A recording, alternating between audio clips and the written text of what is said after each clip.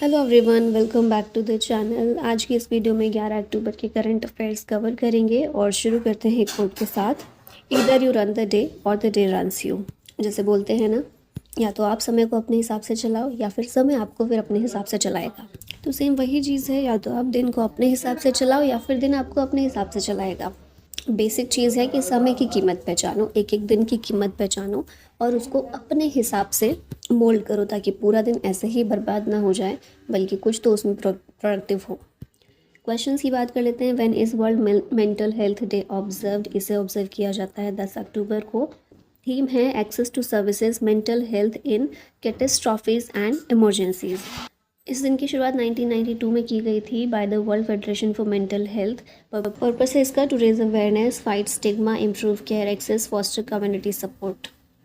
Next आते हैं, यहाँ पर अब रिवाइज कर लेते हैं 1 से 10 अक्टूबर के हम डेज और थीम्स देख चुके हैं, तो उनको देख लेते हैं एक साथ। 1 अक्टूबर को होता है international day of older person. इसकी थीम है older person driving local and global action, our aspirations, our wellbeing, our rights.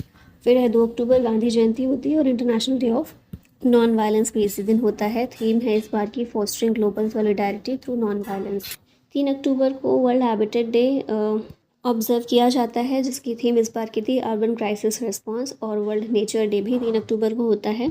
इसकी थीम है connecting people and plants, exploring digital innovation in wildlife conservation. 4 अक्टूबर को world animal welfare day. इसकी theme है save animals, save the planet. 5 अक्टूबर को world teachers day होता है। थीम है recasting teaching as a collaborative profession. 6 अक्टूबर को वर्ल्ड वाइल्ड लाइफ डे होता है, जिसकी थीम है wild life conservation, finance, investing in people and planet. और इसी दिन वर्ल्ड फूड सेफ्टी डे होता है, वर्ल्ड फूड सिक्योरिटी डे होता है। इसकी थीम है food safety science in action. फिर नेक्स्ट आते हैं 8 अक्टूबर। इस दिन होता है इंडियन एयरफोर्स डे। थीम है operation Sindoor, showcasing strategic excellence in aerial defence. 9 अक्टूबर को वर्ल्ड पोस्ट ऑफिस डे और 10 अक्टूबर को नेशनल पोस्ट डे होता है। इसकी थीम है access to services, mental health in catastrophes and emergencies. Next question है, who won the Nobel peace prize 2025? इसको जीता है मारिया कोरिना मचाडो ने। वेनेजुएलन है ये, ठीक, वेनेजुएला से बिलोंग करती हैं। फोकस एरिया इसमें कौन से थे? Democracy, free elections, peaceful transition, human rights, judicial independence.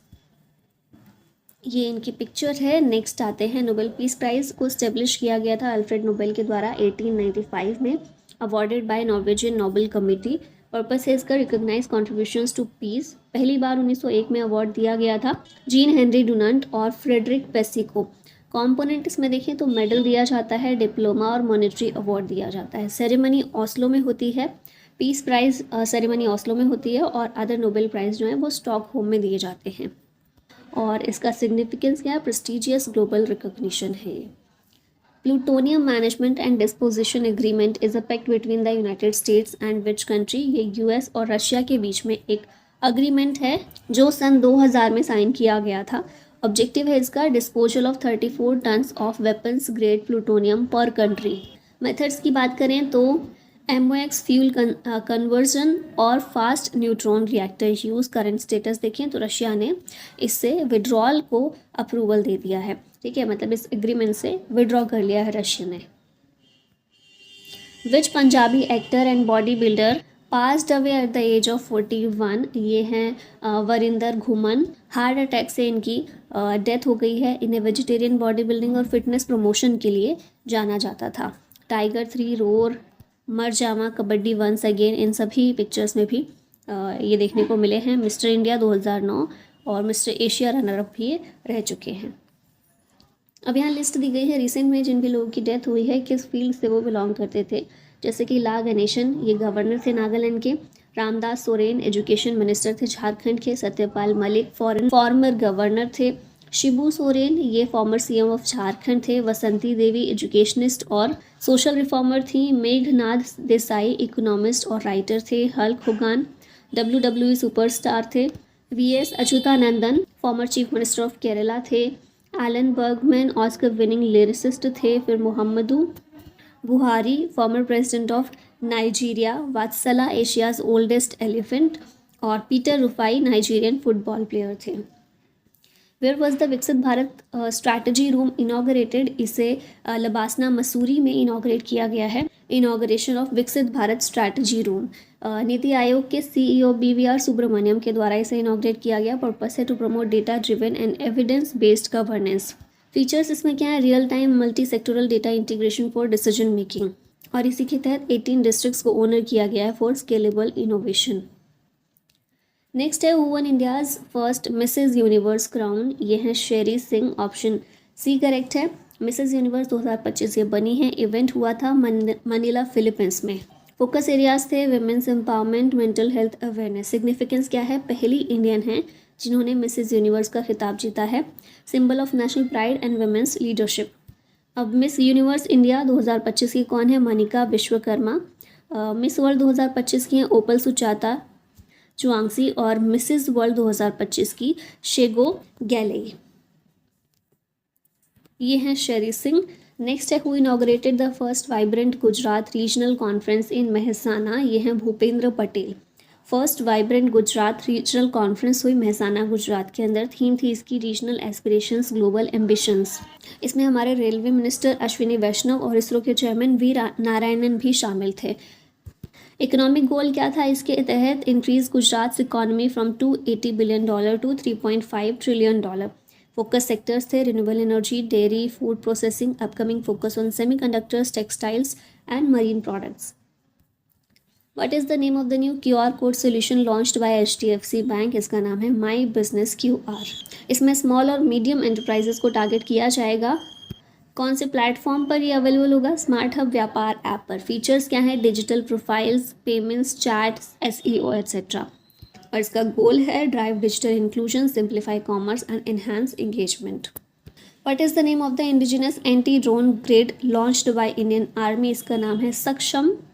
Purpose है इसका counter unmanned aerial system defence. Bharat Electronics Limited ने इसे बनाया है, डेवलप किया है in partnership with the Indian army.